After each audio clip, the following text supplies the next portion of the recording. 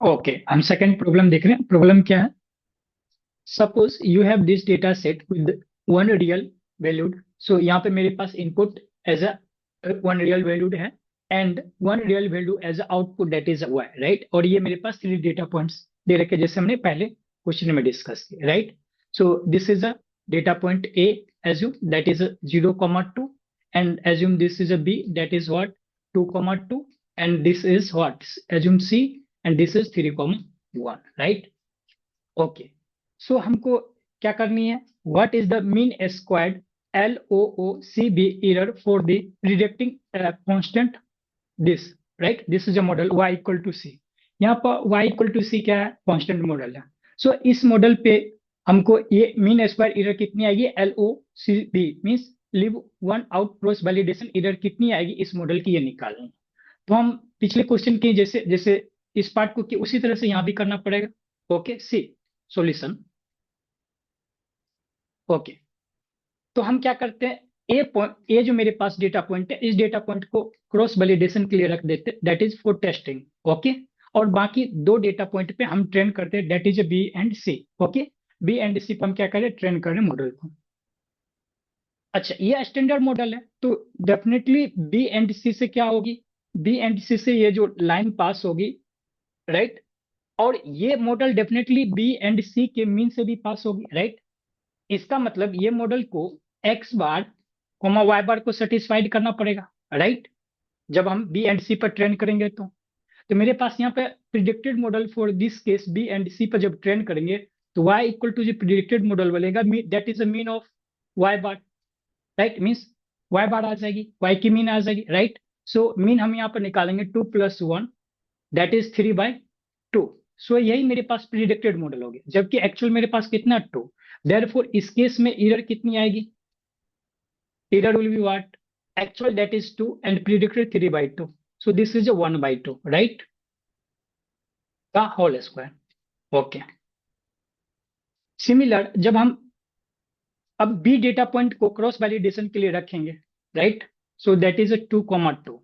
तो मेरे पास predicted model क्या बनेगा? जब बी को हम क्या करेंगे? टेस्टिंग के लिए रखेंगे तो मीन्स ए एंड सी जो मेरे पास डेटा पॉइंट है, इस डेटा पॉइंट पर इस मॉडल को ट्रेन करना। अगेन ये मॉडल क्या होगी? ये दोनों डेटा पॉइंट के मीन से पास होना चाहिए डेफिनेटली, राइट। सो इस केस में वाई बार कितनी आएगी? वही इस मॉडल की क्या हो जाएगी? प्रिडिक्शन हो जाएगी, राइट।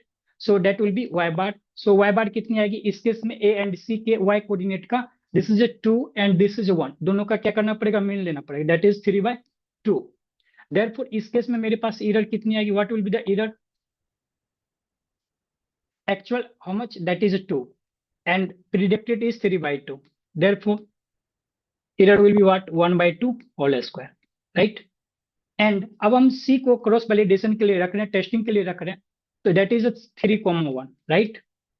सो इस केस में जब c को हम रखेंगे टेस्टिंग के लिए तो मेरे पास ए एंड बी पे क्या करना पड़ेगा? मॉडल को ट्रेन करना पड़ेगा। तो इस केस में मॉडल को ट्रेन करेंगे तो यहाँ पे कितने आएंगे? ऑब्वियसली हम लाइन भी देख सकते हैं और हम इस कंसेप्ट से भी सोच बोल सकते हैं कि जब मेरे पास कांस्टेंट मॉडल है तो डेफिनेटली इस मॉडल को कांस्टेंट होना पड़ेगा कि X bar comma Y bar से पास होना पड़ेगा, right. So A and B के मतलब हम क्या करते हैं? वाई डेटा जो पॉइंट है मेरे पास उसके मीन निकाल लेते हैं, that will be the predicted, right. So Y bar equal Y cap equal to क्या आ जाएगी? y cap equal to mean of the 2 + 2/2, that is a 2, right? Therefore error कितनी आएगी? एरर इस केस में कितनी आएगी? जब हम इसमें इनपुट करेंगे 3, आउटपुट कितनी आनी चाहिए? 1, जबकि आ रही कितनी? 2। देयरफॉर एरर कितनी आएगी? एक्चुअल माइनस प्रिडिक्टेड का whole square, that is 1। Therefore अब हमको क्या निकालनी है? Mean square LOCCV, right. LOCV means leave one out cross validation.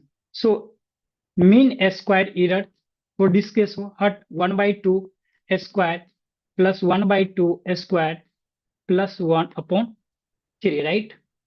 So यहाँ से कितनी आ जाएगी? 1/4 plus 1/4, 1/2 plus 1, that is what?